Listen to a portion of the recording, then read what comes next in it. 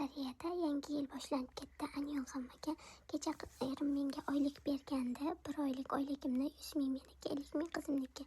Shunday qilib ertalab qaynona-qaynotamga nonushtani qilib, keyin kechga aylanishga, ya'ni magazinga xaridlar qilgani bormoqchi edim.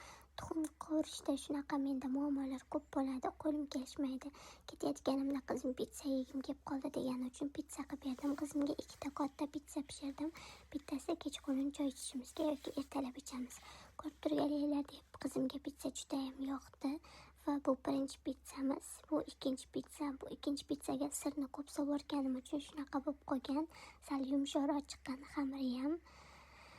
Shu bilan pizzamizni tayyorlab, kechki ovqatni qilib, o'zim shunaqa kiyinib oldim bugun va yo'lga chiqdim. Shunaqa qilib yo'lda tezroq taksiga o'tirdim-da, erim ishxonasi tomon bordim. Sababi erim bilan birga bormoqchimiz magazinga. Tunnelda tushib qoldim. Erimni magazini tunnelda, shu sabab yer ostiga tushish kerak. Bu esa qizimga olibdi avtokreslo. Bu esa O'zbekistondan kelgan shirinliklar. O'zbekistondan kimdir kelganga o'xshaydi. Shunaqa shirinliklar olib kelibdi. Bu shirinlikni qaranglar, rosa sog'inibman. O'zbekiston narsalarini qarasam erim ko'rsatyapti. Qara, O'zbekiston degan yozuv bor, sog'indingmi deydi. Shunaqa qilib ozgina erim pullar sanaguncha men ozroq o'zimga qarab video oldim. Shu bilan yo'lga chiqdik. Qarasak, уже hamma joyni chiroyli bezatib tashlashibdi.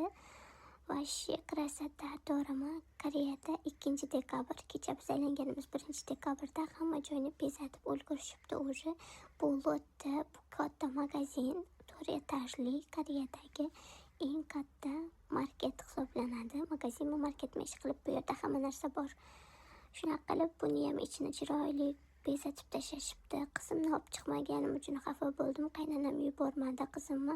Hozir gripp ko'p tarqalgan, shuning uchun bolani olib ketma, bularni shamollatasan, gripp ko'p deb. Shu bilan qizimni yubormadi. Qizimni qaynona-qaynotamga tashlab, o'zimiz erimiz bilan ketdik. Shunaqa qilib Daysuda ham o'sha yangi yilga tayyorlanib bo'lishibdi. Hamma joyni bezatib tashlagan. Daysuda 4 etajli bu ham.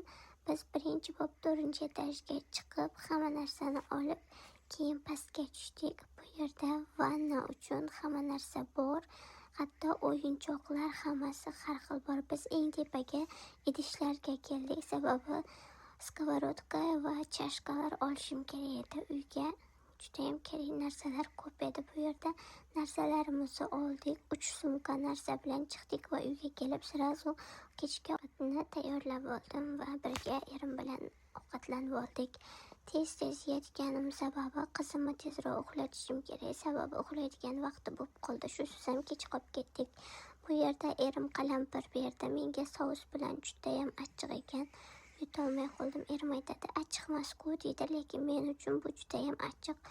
Mana shu yashil qalampir juda ham achchiqda. Bu men yeyolmayman, lekin uyimdagilar buni mazza qilib yeyishadi. Juda ham ishtaha bilan yeyishadi. Qaysizlar o'zlaring bilasizlar, achchiq narsalarni juda ham yaxshi ko'rishadi. Men ham achchiqni yaxshi ko'raman, lekin bu darajada achchiqni yeyolmayman. Sababi biz o'rganmaganmiz bu narsaga. Qizimni cho'miltirib oldim. Shu bilan cho'miltirib, bu mittivoyni uxlatib tashladim. Tirjayib o'tirishini qaranglar. Hammaga xayr.